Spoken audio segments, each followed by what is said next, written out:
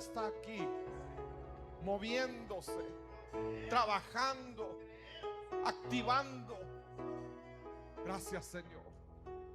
Gracias por ese consuelo, por esa fortaleza, por el gozo, por la unción. Gracias, Señor. En el nombre de Jesús, bendice la palabra de esta noche, Señor. Que esta palabra, Señor, que tu Espíritu Santo hablará a través de mi boca. Que tu Espíritu Santo hablará al corazón de cada uno de nosotros, Señor. Que esa palabra preciosa, esa semilla hermosa, pueda ser sembrada en nuestros corazones, germinar y dar abundante fruto, Señor. En el nombre de Jesús.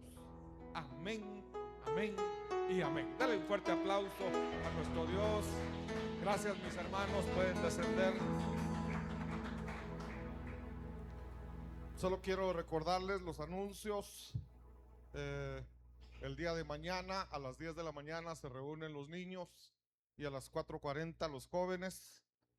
Luego el domingo a las 9 de la mañana, domingo, yo quiero que ustedes madruguen, ¿verdad?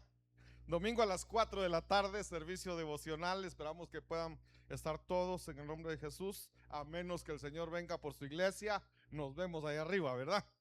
Lunes, servicio de oración a las 7 de la noche y miércoles, servicio de enseñanza, en el nombre de Jesús. Esta noche, mis hermanos, yo voy a continuar con el tema, la segunda parte. Yo no sé si voy a terminar hoy tampoco. Hoy que estaba preparando esta segunda parte me di cuenta que es bastante. Y la verdad, yo prefiero, aunque nos llevemos 3-4 días, prefiero que vayamos despacio, pero que lo vayamos comprendiendo, que no nos perdamos nada, que podamos saborear esa palabra. Y entonces, si voy muy despacio me avisan, y si voy muy rápido me detienen, ¿verdad? Pero la verdad es que lo importante es que comprendamos su palabra, que el Espíritu Santo nos hable a nuestro corazón. La blasfemia contra el Espíritu Santo, haciendo un repasito ahí, vimos la base, Mateo capítulo 12, verso 31. Por eso os digo, todo pecado y blasfemia será perdonado a los hombres, pero la blasfemia contra el Espíritu no será perdonada. Esa es nuestra base. Dijimos que blasfemia se puede traducir como calumnia, detracción, discurso injurioso, reproche, injurioso a la majestad divina y que habla mal. Entonces yo hice un cuadrito acá donde están, digamos, yo lo puse ahí, blasfemia es, y eso fue lo que vimos la semana pasada, o el miércoles. Dijimos, blasfemia es maldecir. Ahí están las citas bíblicas, aunque si ustedes tomaron nota el miércoles, ahí lo tienen. Es difamar, es hablar mal, es ofender. Maldecir es blasfemia también es insultar, es deshonrar, calumniar. Hablar contra lo sagrado es atribuirle a Satanás las cosas que hace el Espíritu Santo. Esas son 9 cosas, creo yo. 2, 4, 5, 6, 7, 8, 9, 10 cosas. 10 cosas que significan realmente maldecir. Entonces, si alguien está hablando mal, ya sea de todos estos lo pusimos, excepto el último, todo eso lo pusimos que en relación a personas. Si estamos difamando a alguien, es una blasfemia. Todas estas tienen perdón, pueden ser perdonadas. Y entonces ahora yo quiero entrar a lo que es el pecado de la blasfemia que no tiene perdón. Y todavía vimos esta presentación, esta, esta diapositiva el día miércoles. Este pecado es un proceso de involución. Va uno retrocediendo, ¿verdad? En el cual se enoja, se apaga, se contrista, se miente, se tienta, se resiste al Espíritu Santo.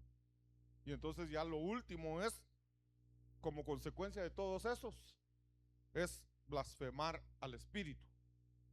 El Espíritu, cuando lo enojamos, cuando blasfemamos, bueno, cuando empezamos en ese proceso, el primero era enojarlo, ¿verdad? Cuando enojamos a Dios, recuérdense que Dios también es espíritu, Dios es el Espíritu, o el Espíritu Santo es Dios.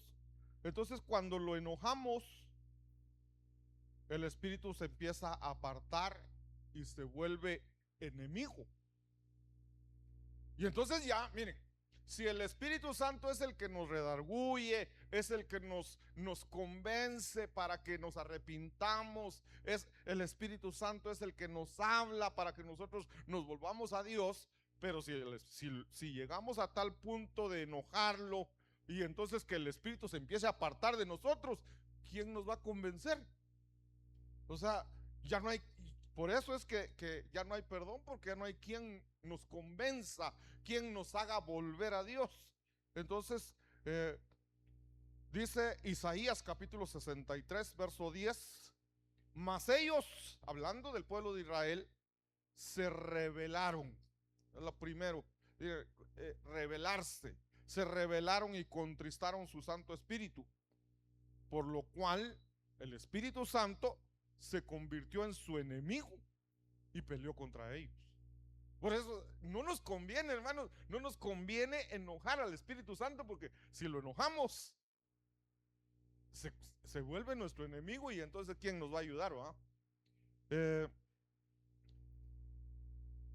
Vamos a poner dos ejemplos: el caso del rey Saúl y David. Pero en el caso del rey Saúl, un hombre que comenzó a caer, recuérdense, bueno, para los que lo hemos visto, recordemos, Saúl es nombrado rey.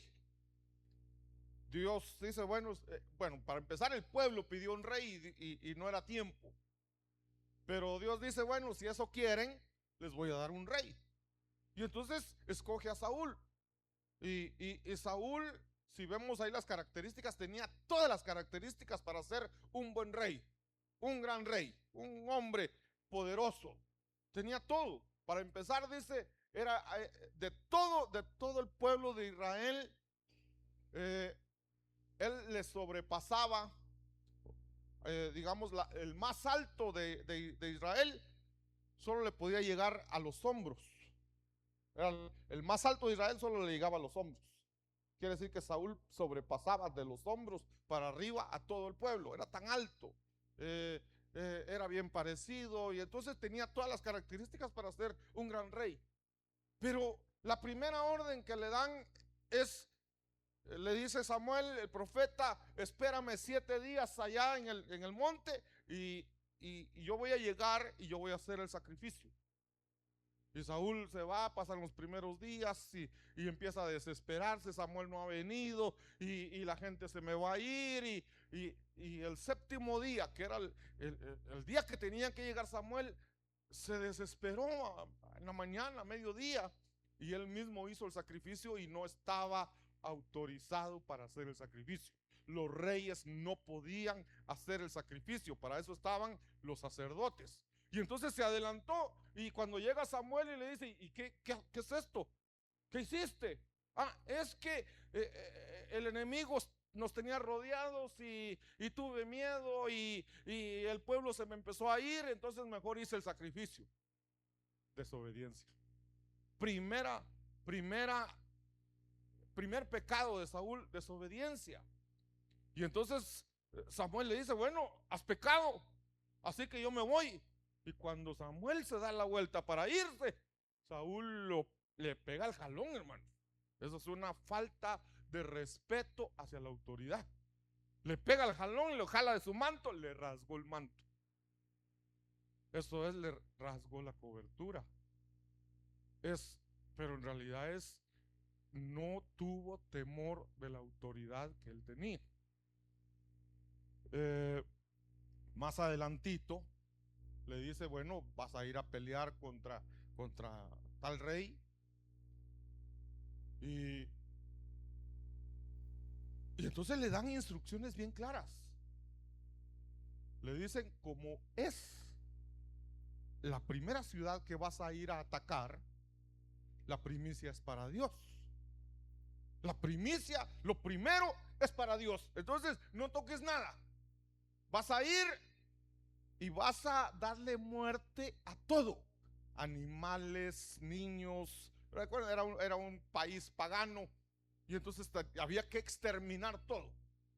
Le dijo de una vez, todo el oro que encuentres, toda la plata que encuentres, se la vas a, esa es para el Señor. Y entonces vamos, al final hay que prenderle fuego a todo. No toques nada, no te lleves nada, pues. Y entonces Saúl se va a la guerra, ganan la batalla, porque Dios estaba con ellos. Y al ganar la batalla, entonces empiezan todos los soldados a recoger todo. La orden era destruir todo. Pero dijeron, aquí hay camellos, agarremos los mejores camellos. Aquí hay vacas, llevémonos las mejores vacas. Aquí hay ovejas, llevemos lo más gordo de las ovejas. Aquí hay oro, llevemos plata. Y agarraron ellos su gran botín y se regresaron. Y entonces cuando llega Samuel y le dice, ¿qué es ese ruido que oigo? Ese balido de vacas, ¿qué es eso? Entonces le dice Saúl, los soldados, echándole la culpa a los soldados, ¿verdad? Los soldados. Qué rápido pensó, ¿verdad? Los soldados trajeron todo ese ganado para hacerle un sacrificio a Dios, para darle una ofrenda a Dios. Y entonces Samuel le dice, por cuanto has desobedecido, así te dice el Señor, ya no vas a ser rey. El Señor te había elegido para ser rey, que al morir tú, tu descendencia iba a continuar el reinado, pero como has desobedecido, el Señor te quita. Tu reinado será quitado. Pero aún así completó 40 años de reinado, pero el Señor se apartó de él. Dice, vamos a ver, lo vamos a ver adelantito. Aquí, en cambio, David, miren, tengamos en cuenta esos pecados de Saúl. ¿Cuál fue el pecado de Saúl? Desobediencia. Dos veces desobediencia, aunque son desobediencias graves, pero es desobediencia. Ahora, David, dice, David comenzó el proceso involutivo en el caso de Betsabé. Ahorita les voy a enseñar el verso. Pero cuando el profeta va y le dice a David, David, pecaste. Entonces David se arrepiente y escribe el Salmo 51. Entonces tengo acá los versos. Ese primer libro de Samuel, capítulo 16, verso 14. El espíritu del Señor se apartó de Saúl. O sea, ¿qué pasó ahí? Es como me desobedeciste. Ahora yo ya no voy a ir contigo. El espíritu del Señor se apartó de Saúl y un espíritu malo de parte del Señor le atormentaba. En el segundo libro de Samuel, capítulo 7, verso 15, dice, hablando el Señor de David, pero mi misericordia no se apartará de él, como la aparté de Saúl, a quien quité de delante de ti. Entonces, Saúl cometió pecado, desobediencia. ¿Cuál sería el pecado de David? ¿Se recuerdan cuál fue el pecado de David? Ese texto no lo tengo acá, mis hermanos. Vamos a ver. Bien, segundo de Samuel capítulo 11, entonces sería el pecado de David. Segundo libro de Samuel capítulo 11 versos 2 y 5. Dice: y al atardecer David se levantó de su lecho y se paseaba por el terrado de la casa del rey, y desde el terrado vio a una mujer que se estaba bañando, y la mujer era de aspecto muy hermoso. David mandó a preguntar. David dice: vayan, manda a sus siervos, ¿verdad? Vayan a preguntar quién es esa mujer, quién es la mujer que se está bañando allá abajo, que la veo muy hermosa. Y entonces van sus siervos y regresan. Es Betsabé. Pero, mi rey, ella es esposa, está casada para empezar, ¿verdad? Está casada, es esposa de Urías, de Urías.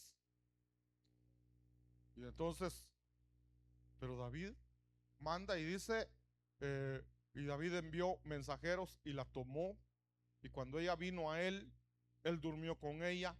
Después que ella se purificó de su inmundicia, se fue a su casa, y la mujer después se da cuenta que está embarazada, le manda a decir a David: estoy encinta.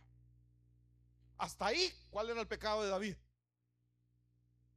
Adulterio. Hasta ahí era adulterio. Uno, su pecado, desobediencia. Ahora viene David, su pecado, adulterio. Y entonces David dice: bueno, está embarazada, ¿y ahora qué hago? Urías, el esposo de Betsabé, andaba en la guerra. Entonces dice: bueno, voy a mandar a llamar a Urías que venga, que se haga cargo del bebé, ¿verdad? Lo manda a llamar, llega Urías, regresa de la guerra, y entonces le dice David: ve a tu casa, duerme con tu esposa, y después te vuelves a ir a la guerra. Al otro día, al amanecer, le llegan a informar a David y le dice: señor, Urías no fue a dormir a su casa, durmió a la puerta del palacio. Y entonces David, enojado, va y le pregunta a Urías: ¿qué pasó, Urías? ¿Por qué no fuiste a dormir a tu casa? Si te di permiso, tenías licencia para ir a tu casa a dormir, descansar y estar con tu esposa. ¿Por qué no fuiste con tu esposa? Mi señor le dice: ¿cómo voy a ir yo a dormir con mi esposa mientras mis compañeros están en la guerra peleándose la vida? Está bueno, pues, quédate otra noche, pero esta noche sí vas a dormir a tu casa. Y vuelve a hacer lo mismo el bandido, ¿va? Entonces David se enoja, pero no le dice nada a Urías, ¿va? Escribe una carta, se lo manda al comandante del ejército y le dice: cuando al portador de esta carta, ponlo al frente de batalla para que sea el primero en morir. Le dio la carta, le dice: llévale esta carta al comandante. Él mismo llevó la carta. Y entonces se va, lleva la carta y le da la carta al comandante. El comandante la lee: lo tengo que poner al frente y que muera. Orden es orden, ¿va? Entonces te vas a poner allá y nosotros aquí. Y empieza la guerra y muere. Entonces le mandan a avisar a David: tenemos una triste noticia, estamos en la batalla, nos ha tocado duro, vamos ganando, pero la noticia triste es que Urías murió. Y David se pone contento. A su pecado de adulterio le sumó asesinato. Pero cuando uno se da cuenta, no es simplemente asesinato. Porque David, cuando se fue, cuando andaba huyendo de Saúl, antes de que él llegara a ser rey, andaba huyendo de Saúl, se fue a una cueva llamada Cueva de Adulam para esconderse. Y entonces ahí a esa cueva llegaron, dice, 400 hombres para estar con él, amargados, endeudados y todo tipo de gente sin trabajo, gente vaga, llegó ahí. Y ahí en la cueva, él entrenó a 33 valientes. Ahí esa gente que tal vez eran vagabundos, pero al estar ahí en la cueva con David, se convirtieron en hombres valientes. Este muchacho o este hombre, esposo de Betsabé, llamado Urías, era uno de sus valientes.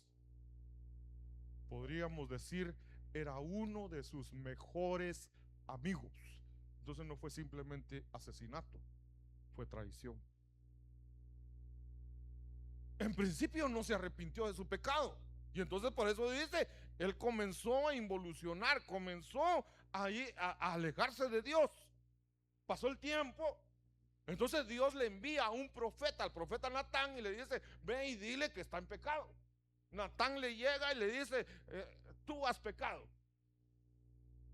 Y entonces cuando David le escucha eso y dice, es cierto.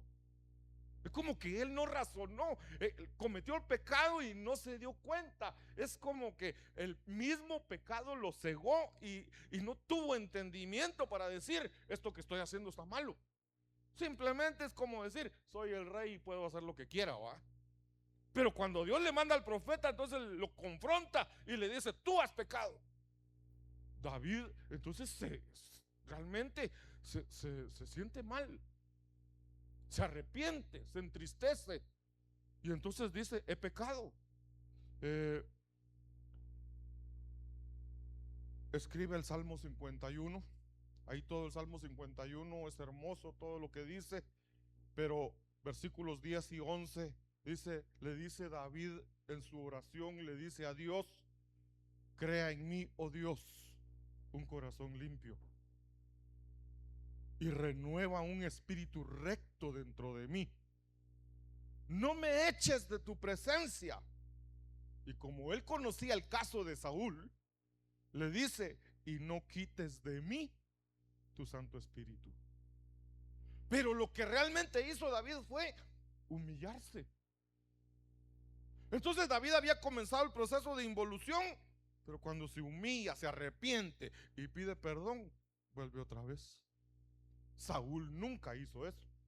Saúl pecó una vez, le llamaron la atención, todavía así como que no muy de acuerdo, le rasgó el manto a Samuel y ahí después otra vez lo mismo.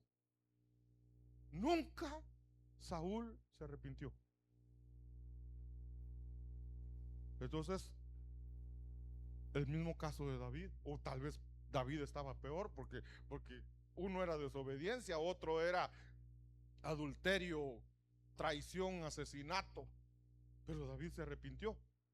Entonces cuando nosotros nos comenzamos a blasfemar, porque ese era un caso de blasfemia, al pecar y no arrepentirse. Pero el Señor tiene cuidado de nosotros y Él sabe que tenemos debilidades, Él sabe que le fallamos, entonces nos dejó una salida. Dice Primera de Juan capítulo 1 versículo 9, dice, pero fiel es Dios, que si confesamos nuestros pecados, Él es fiel y justo para perdonar nuestros pecados y limpiarnos de toda maldad. Entonces, el Señor sabe que le podemos fallar. Y no solo eso de si confesamos nuestros pecados, si nos arrepentimos, nos volvemos a Él, sino que dice la palabra que nuestro Señor Jesucristo está sentado al lado derecho del Padre y está intercediendo por nosotros.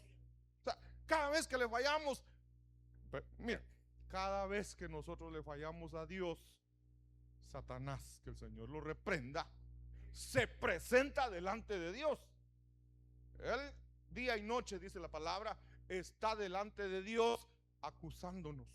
Entonces, cometemos un pecado y Satanás se presenta delante de Dios y le dice, Señor, ese que dice que es tu hijo hizo esto y esto y esto y esto. Y si nosotros ni nos arrepentimos, y él sigue dando más quejas, ¿verdad? Ya viste, Señor, lo que está haciendo. Pero tenemos ahí a un intercesor, a Jesucristo, que en el momento que nosotros nos arrepentimos y pedimos perdón, Jesús le dice al Padre: Padre, sí es cierto, pecó, pero ya se arrepintió y yo di mi sangre por él, así que está perdonado, está limpio. Eso es hermoso, hermanos. Entonces, ya entrando al tema, hermanos, primero vimos ahí enojar al Espíritu Santo.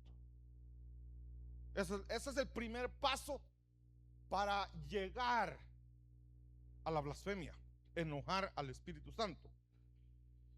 Isaías capítulo 63 verso 10 dice: mas ellos se rebelaron y contristaron su Santo Espíritu, por lo cual él se convirtió en su enemigo y peleó contra ellos.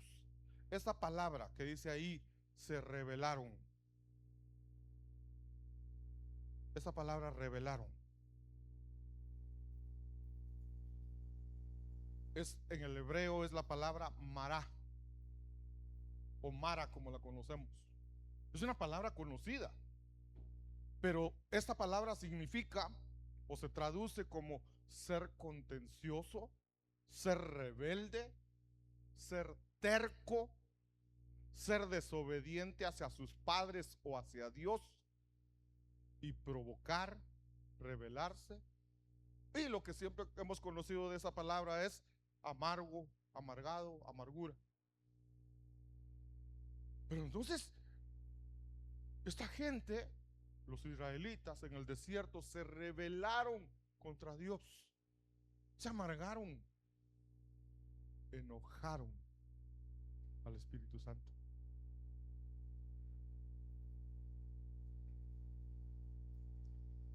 El pueblo que Dios había escogido, ese pueblo que tanto, tan caro, hermanos, tan caro salió sacarlo de Israel.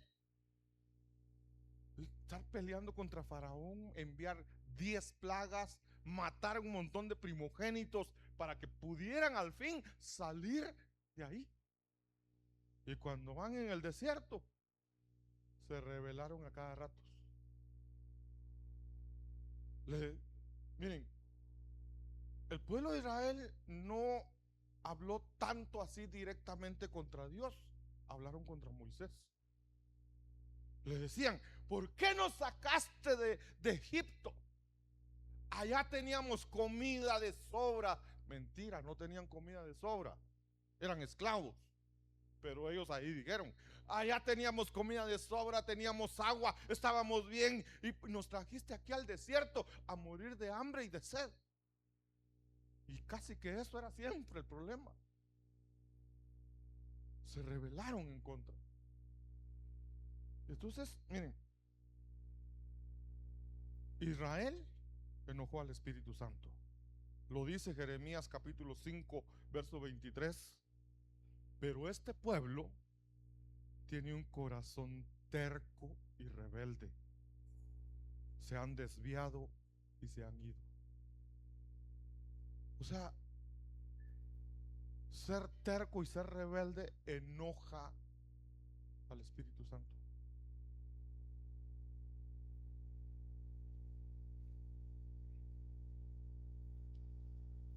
Esta palabra que habla ahí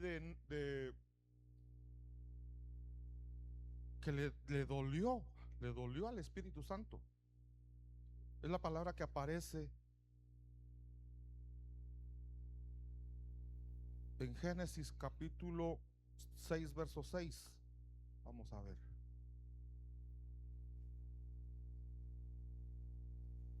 Ese fue Génesis 6:6, es justo antes del diluvio, el diluvio de Noé.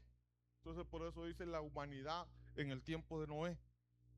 Dice: y se arrepintió Jehová de haber hecho al hombre en la tierra, y le dolió en su corazón. Le dolió en su corazón, porque decía ahí que cuando se rebeló, al Espíritu Santo le dolió, se enojó. El tipo de enojo que el Espíritu Santo muestra se traduce del hebreo con la palabra atzab. Esa palabra significa afligir, disgustar, herir, molestar, entristecer. Eso acá decía Isaías: se rebelaron y lo contristaron. Esa palabra es la palabra atzab, y atzab es la misma que aparece en Génesis 6:6 cuando dice y le dolió. Es la misma palabra, le dolió en su corazón. Es, me arrepiento haber hecho al hombre. Eso es lo que Dios dice ahí. Me arrepiento de haber hecho al hombre. Me duele, me atzab en el corazón haberlos hecho. Y entonces dice, decide enviar el diluvio. Y nosotros, cuando andamos de rebeldes, hermano, provocamos ese dolor en el corazón de Dios.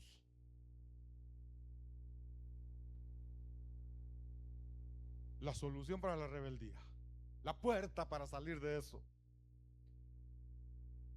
tenemos que primero reconocer que estamos siendo rebeldes, reconocer que le estamos fallando al Señor, reconocer que le estamos dando la espalda, reconocer que como que dijimos, ahorita no quiero nada con Dios. Pero entonces tenemos que reconocer eso, buscar el perdón de Dios, arrepentirnos, convertirnos de los malos caminos para volvernos nuevamente a Dios. Ahorita vamos a ver esos versos. El Salmo 51, arrepentimiento. Para poder curarnos de la rebeldía, arrepentimiento. Salmo 51, versos 1 al 3, dice, esto lo escribió David, ¿se recuerdan? Dice, ten piedad de mí, oh Dios, conforme a tu misericordia, conforme a lo inmenso de tu compasión, borra mis transgresiones, lávame por completo de mi maldad y límpiame de mi pecado. Y aquí está lo interesante, porque yo reconozco mis transgresiones, porque yo reconozco en que te he fallado y mi pecado está siempre delante de mí. Yo soy pecador, Señor, pero me arrepiento, lo reconozco. El otro verso que estaba ahí anotado en la otra presentación decía, era Oseas capítulo 14, verso 1 y 2, que para quitar la rebeldía tenemos que volvernos a Dios. Y entonces ahí dice la palabra, vuelve, oh Israel, al Señor tu Dios, pues has tropezado a causa de tu iniquidad. Tomad con vosotros palabras y volveos al Señor diciendo, quita toda iniquidad y acéptanos bondadosamente para que podamos presentar el fruto de nuestros labios. O sea, volvernos a Dios. Señor, perdónanos, límpianos, acepta. Ahí dice, ¿dónde decía acepta? Ya lo perdí. Quita toda iniquidad y acéptanos bondadosamente. Y Dios dice, para que podamos presentar el fruto de nuestros labios, alabanza, adoración, exaltación. El fruto de labios es un fruto del Espíritu Santo. Fruto de labios es, estoy pasando una situación tan difícil que lo único que quiero es quejarme, que lo único que quiero es reclamar, pero voy a dar un fruto de labios. En vez de quejarme, en vez de reclamar, voy a cantarle al Señor. Eso es un fruto del Espíritu, porque solamente llenos del Espíritu Santo podemos decir, Señor, no entiendo lo que estás haciendo, pero sé que estás haciendo algo bueno. En vez de decirle, Señor, ¿Por qué haces esto si yo te soy fiel, si yo te estoy sirviendo? Eso es lo que mucha gente dice. Pero el fruto de labios es, a pesar de, agradecerle al Señor. Entonces, primer punto, enojar al Espíritu Santo. Segundo, apagar al Espíritu. Entonces tenemos que recordar que el Espíritu Santo es fuego. Dice 1 Tesalonicenses 5:19, un versículo bien cortito: no apaguéis el Espíritu. No apagues el Espíritu. El Espíritu es fuego, no lo apagues.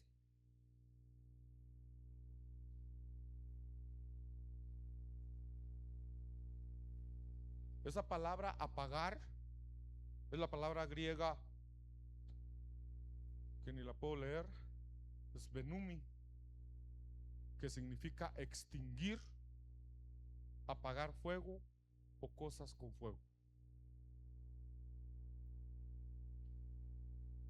El Espíritu Santo descendió en Hechos. El Señor se va a los cielos, pero Él dice: quédense todos juntos, no se separen, no vayan a ningún lado, esperen la promesa del Padre que enviará. Y ya estaba hablando del Espíritu Santo. Y en Hechos capítulo 2 el Espíritu Santo descendió. Y entonces dice el verso 3, cuando estaban todos adentro y entró como un viento, como una ráfaga de viento, y entonces dice: y se les aparecieron lenguas como de fuego, que repartiéndose se posaron sobre cada uno de ellos. Y luego dice: todos fueron llenos del Espíritu Santo. Entonces el Espíritu Santo descendió por primera vez. Y cuando descendió por primera vez, todo el mundo miró llamas de fuego sobre la cabeza de cada persona.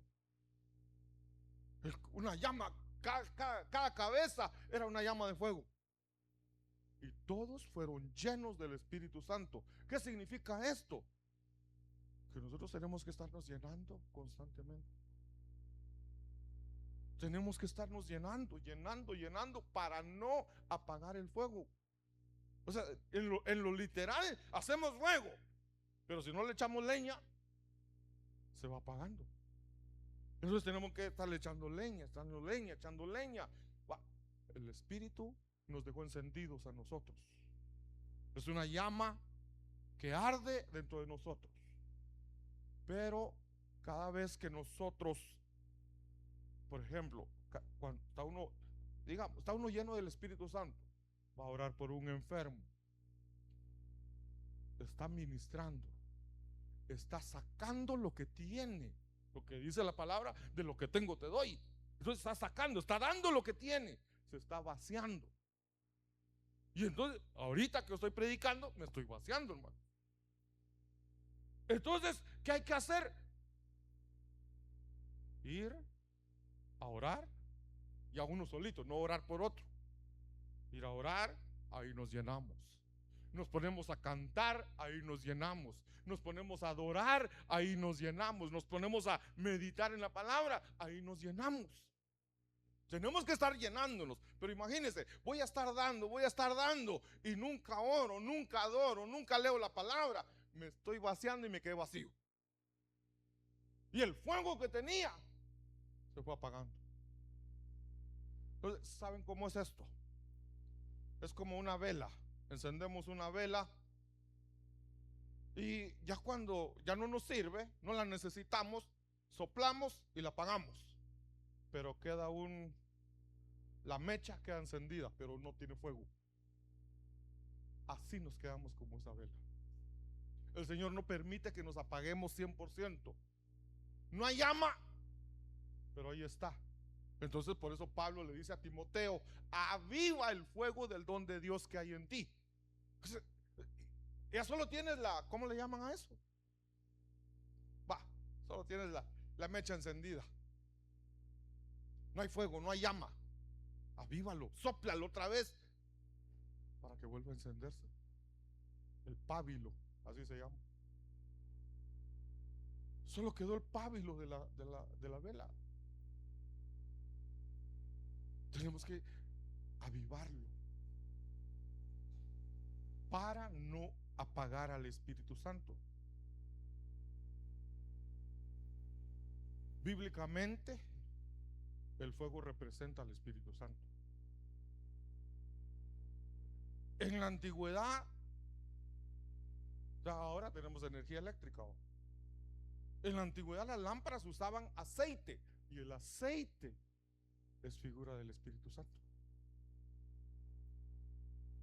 Entonces, si no tenemos aceite, el fuego se apaga. Entonces, el fuego es el Espíritu, pero necesitamos aceite. El aceite es la llenura. Entonces, si tenemos aceite, el fuego está grande. Se acaba el aceite, se va apagando.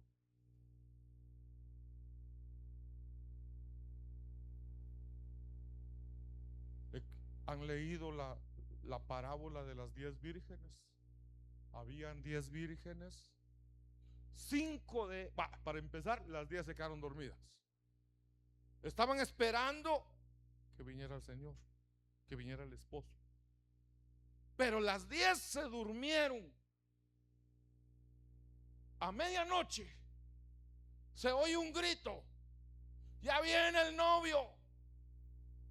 Y se levantan todas alborotadas, y entonces 5 de ellas habían preparado aceite doble. Y entonces prepararon sus lámparas, echaron el aceite que les quedaba y vámonos. Y las otras 5 solo llevaban el aceite de la lámpara, no llevaban aceite extra para llenarse. Y entonces le dicen a las otras 5: danos de tu aceite, porque no tenemos y nuestras lámparas se nos apagan. Y entonces ella les dice: si te damos de nuestro aceite, también las nuestras se van a apagar y las de ustedes también. Busquen, vayan a comprar ustedes. O sea, cada quien tiene que tener listo su aceite para esperar la venida del Señor. El que no tenga aceite, el que no esté lleno del Espíritu Santo, se queda. Entonces, dice Proverbios 20:27: lámpara del Señor es el espíritu del hombre. Nuestro espíritu es una lámpara, pero necesita aceite para estar en comunión con Dios, en comunión con el Espíritu Santo. Entonces, todavía me queda tiempo para ver la tercera. ¿Cuál les llevamos? ¿Cuál fue la primera? Enojar al Espíritu Santo. ¿Cuál es la segunda? Apagar. La tercera, contristar o entristecer al Espíritu Santo.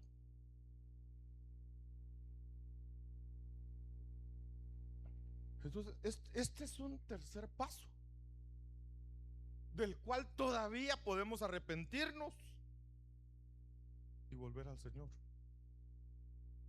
O sea, si lo enojamos, podemos volvernos. Si apagamos el espíritu, podemos volvernos.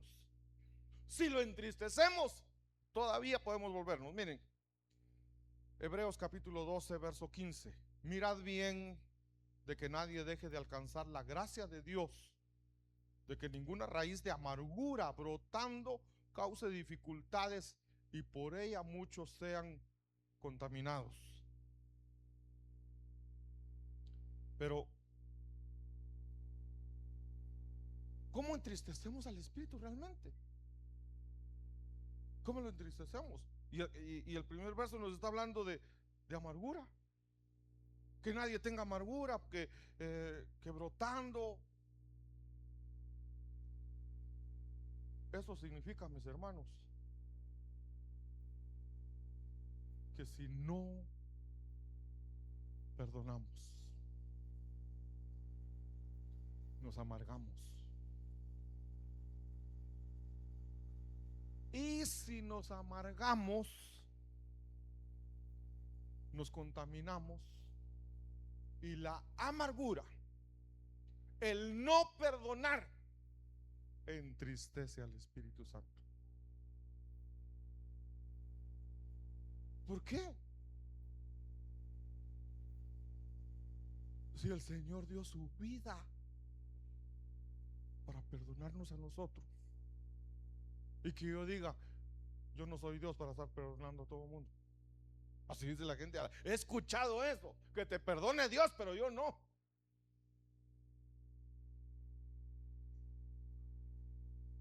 Pero el Señor dijo en la oración que cuando los discípulos le dicen, Padre, o Jesús, enséñanos a orar. Y entonces Él dice, ustedes van a orar de esta manera.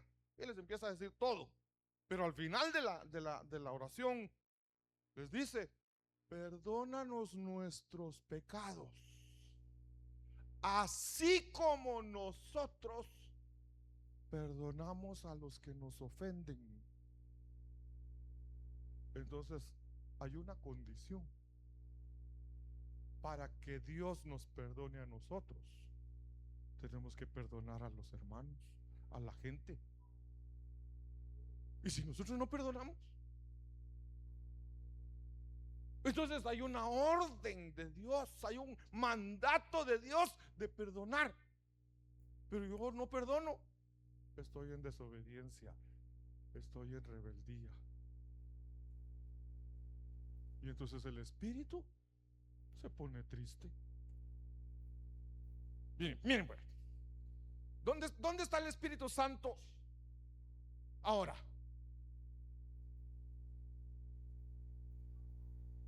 Alguno dirá, si digo que está aquí, va a decir que no es eso. Si digo que está dentro de mí, capaz que dice que no es eso. Entonces, demos toda la respuesta. ¿Dónde está el Espíritu ahorita? Con nosotros, en nosotros. Entonces, el Espíritu Santo está aquí. Por eso empecé con esa alabanza. El Espíritu de Dios está en este lugar. Y después dice, muévete en mí. No dice muévete junto a mí. Muévete en mí, adentro. Muévete en mí. No sigo cantando. Entonces el Espíritu Santo está dentro de nosotros. El Espíritu Santo tiene poder para sanar. Tiene poder para, hermanos, para hacer un montón de cosas, porque es Dios. ¿Y por qué cuando oramos por alguien no sana? ¿Por qué? No siempre va a ser porque no estamos llenos del Espíritu. No siempre va a ser porque no tenemos fe. Algunas veces no va a sanar la persona porque no es la voluntad de Dios. Imagínense, el Señor enferma a alguien porque le quiere mostrar algo en medio de su enfermedad. Y llego yo, sánalo Señor, sánalo Señor. Hay gente que le obliga a Dios, casi que le da órdenes a Dios para hacer las cosas. No, nosotros tenemos que pedir la voluntad de Él. Si tú, hasta un leproso le dijo a Jesús, Señor, si quieres, puedes limpiarme.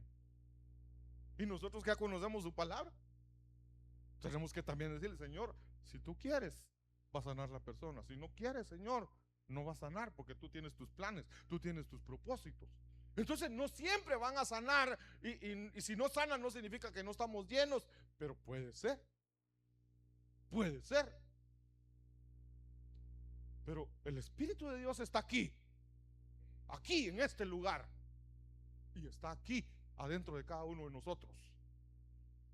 Y viene alguien y dice, es que en esa iglesia no hay presencia. ¿Tiene o no tiene razón?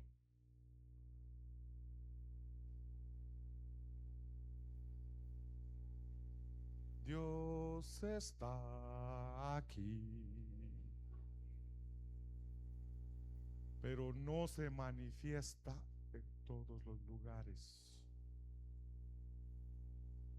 No se manifiesta porque para eso hay que crear una atmósfera de gloria para que Dios, para que el Espíritu Santo se manifieste en un lugar. Y si yo lo tengo apagado, si yo lo tengo triste, imagínense a un niño triste en un cuarto. ¿cómo estaría el niño? ¿Cómo se imaginan ustedes a un niño de 4 años bien triste dentro del cuarto? Y usted de repente no abre la puerta y ahí está el niño triste. ¿Cómo estaría ese niño? Yo me lo imagino arrinconado en un lugar. Y así. El Espíritu Santo está triste. Hasta aquí adentro, sí, aquí adentro. Pero está, si quieren, perdonen por la palabra, encogido. Con la cabeza agachada. No se va a manifestar porque está triste. Entonces, no lo entristezcamos. Perdonemos. Perdonemos al que nos ofendió. Dice Efesios capítulo 4 verso 30. Híjole, no me va a alcanzar el tiempo para ver este punto. Y no contristéis al Espíritu Santo de Dios, por el cual fuisteis sellados para el día de la redención. El Espíritu Santo vino y nos selló para que tengamos nuestra salvación segura. Ese sello no se borra. Pero no, si nosotros lo entristecemos, esa palabra contristar es la palabra griega lupeo, que significa causar tristeza, molestia y dolor.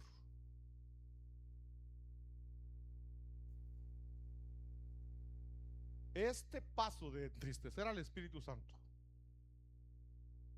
está relacionado directamente con los hermanos. O sea, ¿cómo entristecemos al Espíritu Santo? Tiene que ver exclusivamente con nuestro trato entre nosotros. Ahí no es contra Dios, es entre nosotros. Por eso el no perdonar es no perdono a alguien, no perdono, es un trato personal. Entristecer al Espíritu Santo es directamente con los hermanos de la iglesia. Yo diría también con los de allá afuera.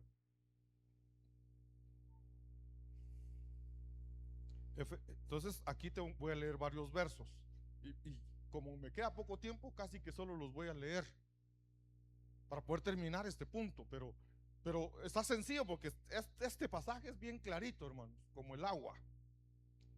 Más gallo no canta el claro. Miren pues, Efesios 4:22 en adelante. En cuanto a vuestra anterior manera de vivir, ¿qué está diciendo? Cuando no me conocían, cuando no conocíamos al Señor. Dice, en cuanto a vuestra anterior manera de vivir, os despojéis del viejo hombre, nuestra antigua forma de vivir, naturaleza, que se corrompe según los deseos engañosos, y que seáis renovados en el espíritu de vuestra mente. Hay que cambiar nuestra forma de pensar. Y os vistáis del nuevo hombre, eso es de Cristo, el cual en la semejanza de Dios ha sido creado en la justicia y en la santidad de la verdad. Y aquí viene, por tanto, dejando a un lado, y empieza el listado, hermano. Dejen a un lado, porque ustedes ya conocen al Señor, ya no son los mismos de antes. Entonces, dejando a un lado la falsedad, hablando verdad cada cual con su prójimo, porque somos miembros los unos de los otros. Airaos. Miren qué bonito es el Señor. Nos da permiso que nos enojemos. Airaos, pero no pequéis. Para no pecar, o sea, te puedes enojar con alguien, pero no vayas a pecar, aunque estés enojado. La condición para no pecar es: no se ponga el sol sobre vuestro enojo.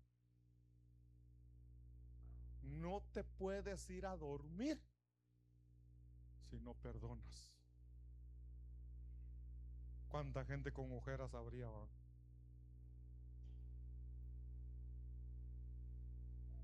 Ni deis oportunidad al diablo. Si no perdonamos, dejamos que el diablo se meta en nuestra vida. Y entonces vuelve otra vez con otro listado. El que roba, ¿A quién se lo está diciendo? ¿A la gente de afuera? A la iglesia. El que roba no robe más, sino más bien que trabaje haciendo con sus manos lo que es bueno, a fin de que tenga que compartir con el que tiene necesidad. Otra cosa, no salga de vuestra boca ninguna palabra mala. Esa palabra mala viene del griego sapros, y sapros se traduce podrido. Entonces está diciendo: no salga de vuestra boca ninguna palabra podrida, sino solo la que sea buena para edificación.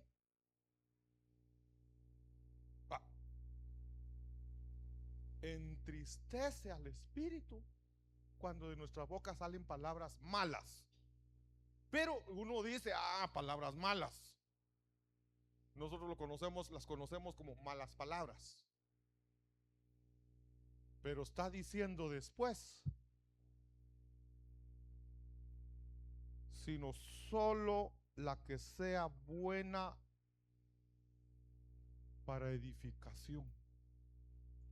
Entonces, palabra mala es aquellas palabras que no edifican nada.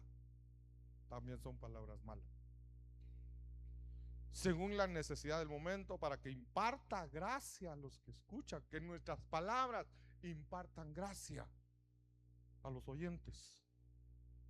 Y no entristezcáis al Espíritu Santo de Dios. O sea, si hacemos todo eso, entristecemos al Espíritu. Entonces dice: no hagas eso, para no entristecer al Espíritu Santo de Dios, por el cual fuiste sellados para el día de la redención.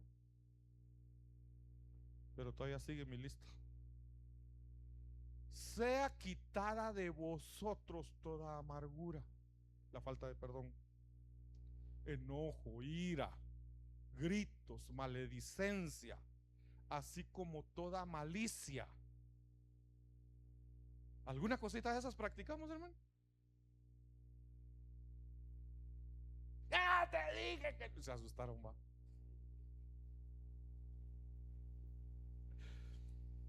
Sed más bien amables unos con otros, misericordiosos, perdonándoos. Esta es la clave, hermanos. Perdonándoos unos a otros, así como también Dios os perdonó en Cristo. Si Dios nos perdonó, nosotros tenemos que perdonar. No podemos decir que te perdone Dios porque yo no, porque entonces Dios no me perdona a mí.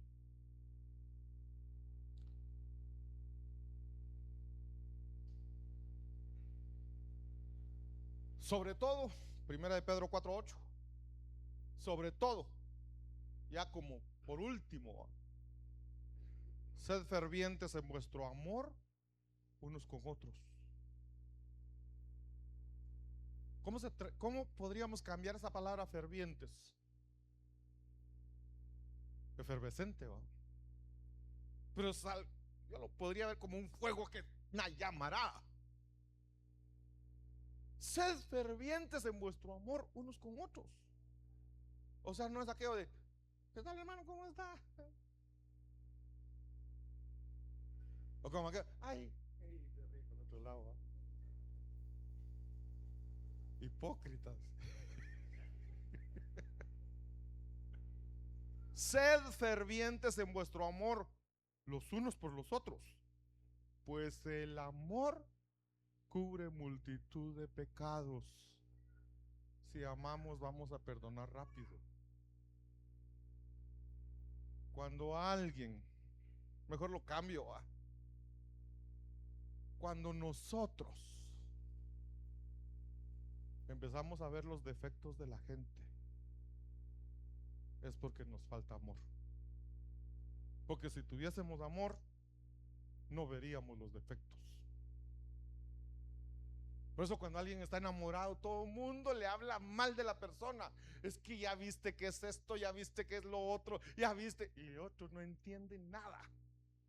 porque el amor cubre multitud de pecados, de defectos. Entonces, mis hermanos, ya vi que me falta mucho. Ah, no, sí, me falta mucho. No me queda de otra que dejarlo aquí,